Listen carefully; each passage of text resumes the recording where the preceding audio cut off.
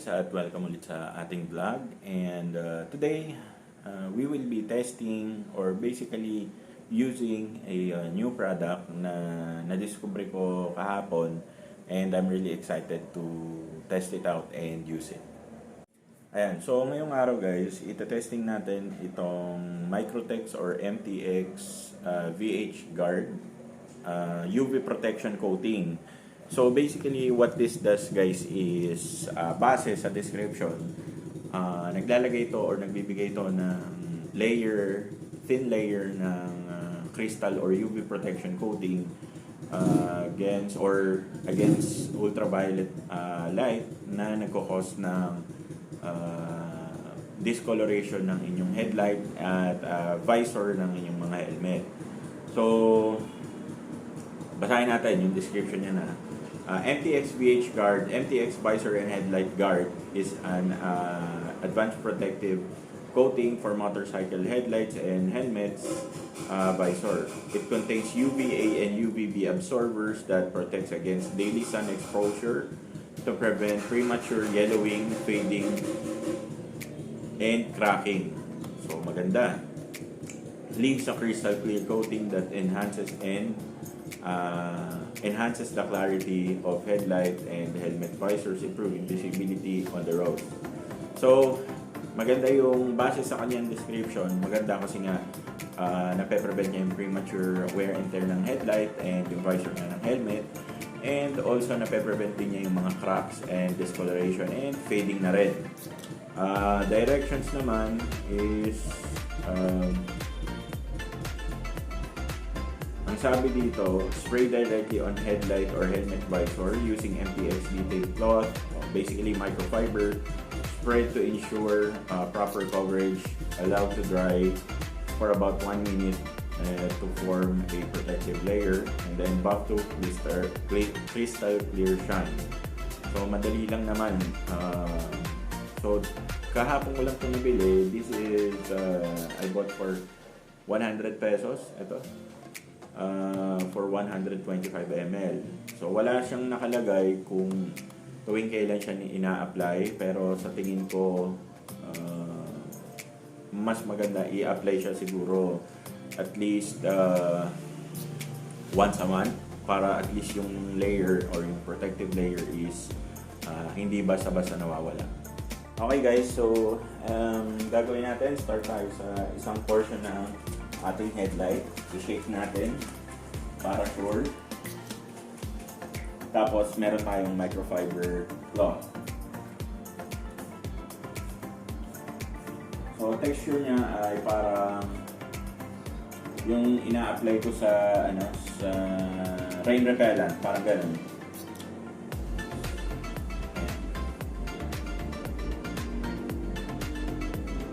Okay. So sabi dito, ikalat lang muna and wait for about 1 minute para mag-form ng thin layer. So, tapos na tayo dyan. Let's proceed sa isang side. Tanggalin ko muna yung mic guys ha. Medyo hindi na yung audio. Ayan. So dito naman sa kabila. So, ginagawa ko is tatlong spray per headlight. Ayan. So, kung mapapansin nyo, medyo may nakuhang dumi. Ayan. So, let's wait a minute and then subukan na natin medyo i-buff or hand buff na lang natin. Okay.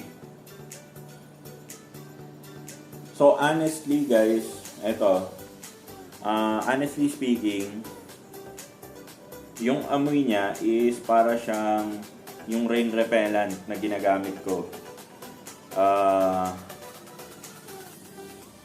Okay. So just as I thought, pag tinignan nyo yung kanyang contents guys, isopropyl alcohol. May alcohol talaga siya. Meron siyang silicone blended oil. I would assume na yung silicone blended oil na yun yung UV protection. So if this does contain isopropyl alcohol, most probably hindi masyado, para sa akin hindi masyadong tatagal yung coating na yon. So tama lang yung sinabi ko, once or twice a month siguro paglagay sa kanya.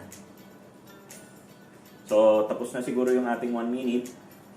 Doon na tayo sa malinis na part ng ating microfiber towel, and ipapolish na lang natin siya.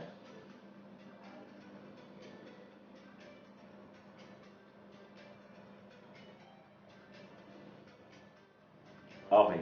So, yung sinasabi niya guys na parang silicone based, silicone blended na oil, I think legit naman siya kasi may mga part tayo na na-sprayan sa headlight, kagaya na itong garnish ko. Para siyang na-sprayan talaga ng oil. Kumbaga nag-dark siya.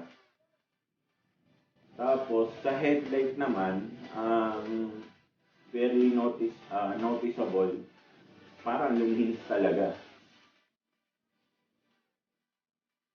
Okay. Ang kagandahan kasi nito guys is pag plastic kasi medyo prone yun sa discoloration. Kumbaga naninilaw pagka lagi nabibilad. Etong parking ko kasi yung front part talaga nitong sasakyan naaarawan talaga halos maghapon. Kaya maganda na rin na na-discover ko yung product na yan. Siyempre, hindi pa natin siya matetest agad-agad, di ba? Pero at least merong confident ako na hindi agad or hindi basta-basta maninilaw yung headlight ko. Tapos, yun nga, clearly luminis talaga. Tapos, para siyang naging madulas.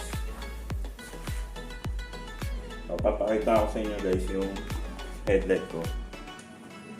Ayan, pag tinignan nyo, sobrang linaw. Diba? Okay, so guys, check it out. MTX or Microtex VH Guard. Highly recommend this kasi ayan, tingnan nyo yung kanyang poster. So, visor and yung headlight assembly. Maganda kasi to, at least may extra layer of protection yung headlight nyo against yun nga, UV light, tsaka hindi siya agad-agad maninilaw. Nakalagay nga dito, it's crystal clear finish. Maganda, totoo ito, yung crystal clear finish. Prevents yellowing and fading, improves clarity for safety driving. And yung in terms of crystal clear, tingnan nyo naman yan guys, kung gaano kakintab, di ba?